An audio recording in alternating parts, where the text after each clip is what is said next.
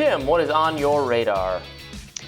Well, on Friday, Tucker Carlson opened his show not talking about the Russia-Ukraine crisis, not talking about the brutal crackdown on protests in Canada, but instead talking about a book New York Magazine is putting out on Alexandria Ocasio-Cortez titled Take Up Space, the Unprecedented AOC. The segment, which I'll show you clips in a moment, seemed to cause AOC to have a mini meltdown. Rather than let it go, she tweeted angry tweet after angry tweet. She started off with, "This is the type of stuff you say when your name starts with a P and ends with Dijo." I have to say, I didn't know, I probably said that wrong. Dejo, P and De. I don't know Spanish, but I didn't know what that meant. And then I was informed that this is a word that means a-hole, basically in Spanish. She then went on to tweet, quote, "Remember when the right wing had a meltdown when I suggested they exhibit obsessive impulses around young women? Well, now Tucker Carlson is wishing for this on national TV. You're a creep, bro. If you're this easy with sexual harassment on air, how are you treating your staff? Any man that talks like this will treat any woman like this. Doesn't matter if you're Republican, Democrat, or neither. This is clearly not a safe person to leave alone with women. Once again, the existence of a wife or daughters doesn't make a man good. And this one is basura, which means trash in Spanish. So clearly she's accusing Tucker of sexual harassment. She's insinuating that he sexually harasses his staff, and worse, that he's not safe to be alone with. So she's also insinuating that he's perhaps maybe a rapist or a predator of some kind.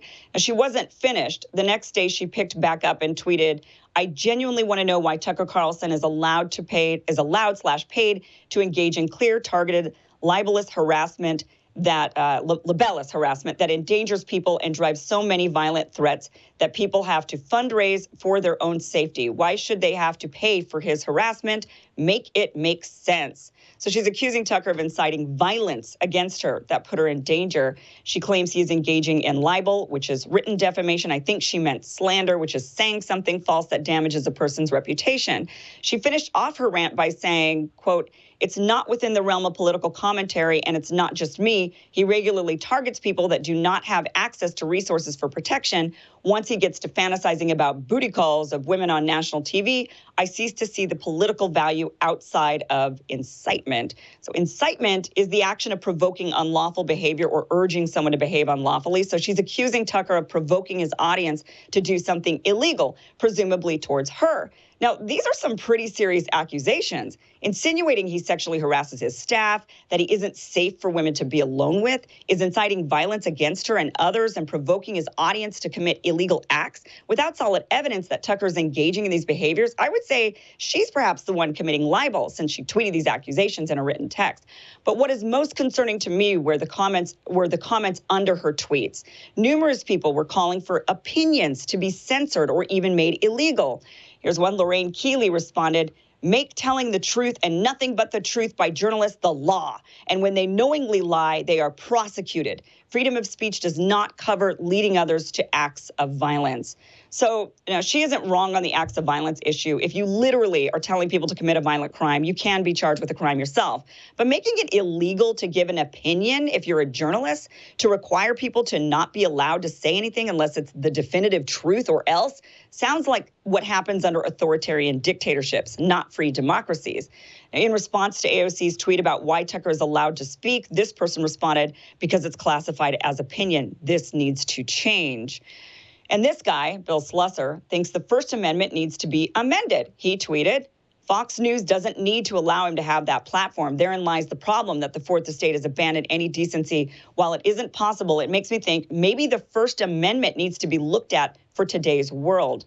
Now, comments like these go on and on under AOC's tweets, and this is the real story in all of this. Forget the squabble between Tucker and Alexandria Ocasio-Cortez. Who cares? It isn't news. Tucker does this exact same thing to Andrew Cuomo. He even talks about his muscles. He drags on Don Lemon all the time, and Hunter Biden gets the worst of the treatment, if you ask me, maybe merited, but nonetheless, he talks about his sex life and drug habits. Tucker picking on AOC isn't some act of sexual harassment or targeted attack on women. It's just what he does from time to time, engage in petty lunchroom bullying. Let's just watch a clip from his segment. Me to retire. By the way, the person who wrote this didn't even perceive how creepy it was. "I'm alone today," Ocasio-Cortez says pointedly at the camera. Is it just us, or does that sound like an invitation to a booty call? maybe one step from what are you wearing. Either way, it's a little strange. It's definitely oversharing. People already try to diminish me and diminish my voice as young and frivolous and unintelligent. They don't take me seriously when I put on eyeshadow. People are calling me unintelligent just because I'm dumb. So this was just a clip from a longer segment that you can seek out and watch in its entirety for yourself.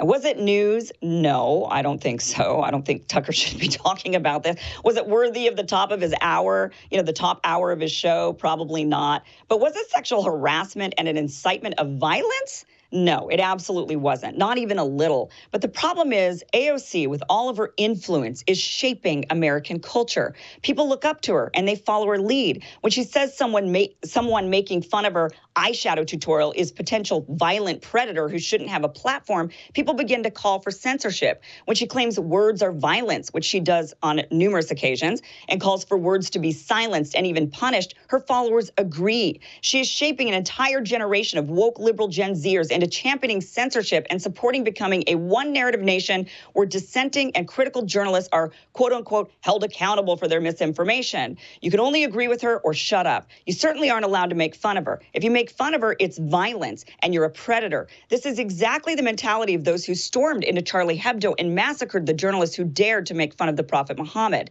AOC has a choice to make. She can either take a stand to protect our First Amendment and journalists' right to criticize and make fun of political leaders, including her, or she can continue to influence her millions of followers into believing the First Amendment needs amending away from free speech and instead towards what she considers right speech. And that, to me, guys, is the biggest issue with this squabble between them. It's, Tucker does this Tucker stuff. I agree with her. I don't think that's really news, and nor do I think it really belongs anywhere like that. But the real issue for me is the influence she then has and what how she's been able to shape the minds of many young people who adore her, who follow her, and they think she's right all the time. And then when she says we need to go after misinformation and we need to crack down on this violent speech, that to me is a giant problem. She's to me very, very scary for those reasons, for her influence. I mean, I do think there's far too much of an impulse on the left towards censorship, but I also don't think that criticizing Tucker Carlson over this is remotely comparable to storming into Charlie Hebdo and slaughtering journalists there. I don't think those are anywhere near. It's the mentality. No, but it's the mentality. The mentality of you cannot make fun of. You're not allowed to go after and tease, because if you do, then it's violence, it's dangerous, and it has to be stopped. Okay, if somebody, let's say Tucker Carlson was on a Zoom call at any company, and a woman on the Zoom call said that they were at home alone. And he said on that Zoom call that, oh, wow, that sounds like an invitation for a booty call. That's sexual harassment. It's inappropriate. It is harassment. And he's doing it on national television. But to a public figure, right? Okay, fine. But it's fine for her to point out that that's sexual harassment, and it's gross, and it's creepy. Well, then he sexually harasses Andrew Cuomo all the time. What I agree with Kim, it's a problem it's a really bad idea, maybe not a problem, it's just a bad idea to want to change the law to criminalize that kind of thing. I don't think it should be criminal, but it's gross. Yeah, well, criticism of public officials is often, I think there is more latitude for it to be gross. I mean, think about how people talk about Donald Trump's appearance and physicality, right? There is greater leeway given to mocking the appearance of political figures. AOC has made herself a kind of cultural icon. I'm not saying I agree with using that kind of. I wish our politics could be more civil in general, but there is a kind of. It's not quite the same when it's leveled at a member of the government. And the constant homophobic stuff around Trump and Putin, I thought that was inappropriate too. Yeah, it's similar. It's legal to do it. Go ahead. Right. You don't have to do that. Tucker doesn't have to go on air and say something that's that would be harassment in any workplace. Kim, have you seen this? I've seen a lot of. There was apparently this study. It looked like a BS study to me. People saying that when someone like Tucker, or actually they invoke Glenn Greenwald specifically too, if they criticize you on Twitter, then you're going to get flooded with harassment and death threats. Wait, hey, that might be true, but we all of us, it's not just young women who get them, I get them, you get them. Everyone in the commentary business, has had at times these high-profile clashes with people who have bigger platforms than you do, and it can be really unpleasant, really nasty. I don't think that means it's that person's fault. Certainly not in a legal sense. It shouldn't be that person's fault in a legal sense.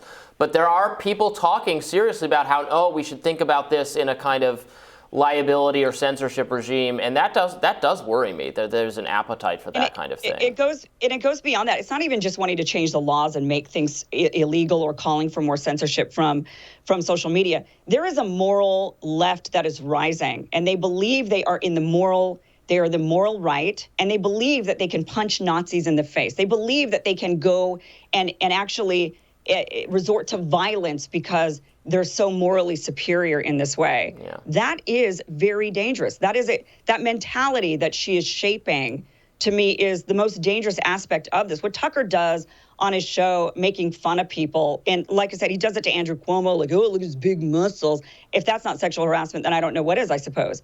But the actual trying to shape the minds of young people and say, we're in the moral right, and they're in the wrong, and they're violent, which means you have to do something to stop them from this horrible violence. She's not just saying, wow, he's an idiot and wrong. She's saying he's violent and that he's inciting violence against her. Those are strong claims. Is it hard to predict what the reaction was to him saying that she sounds like she wants a booty call? Like, what do you think her message is devolved into over the next couple of hours? Like, Tucker's a smart person. He knows exactly. Now, should that be illegal? No, it doesn't mean it should be banned. But, let's be serious. It is going to provoke that. I'm for improving the public discourse, the dialogue. Yes, there should be less commenting on people's appearances, cheap shot type things. But criticize the ideas, not the person. That is certainly a good lesson for everybody. Well, and in China, that is actually the law there. That is how they operate their politics. You're not allowed to criticize the government. You can't criticize them personally. We don't want those laws. Yeah. Right, but you can criticize the policies. You are allowed to criticize the politics of the policy, of the politicians, but you cannot criticize the actual person, which is interesting. And maybe, I don't know, maybe that's where people want to take us. We should not have that. No. Very, very bad. No.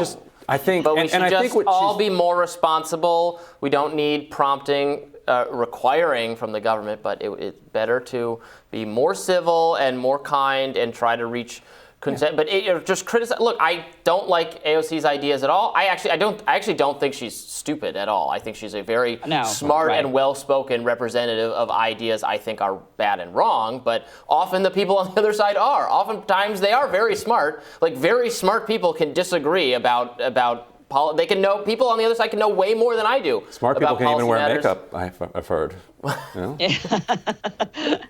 Yeah. Instantly become dumb when you're putting on.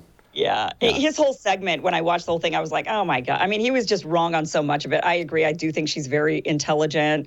He was like, oh, she's a white woman. She's clearly not. Like, there were things, What does that even mean? I saw that part too. I was just so dumb.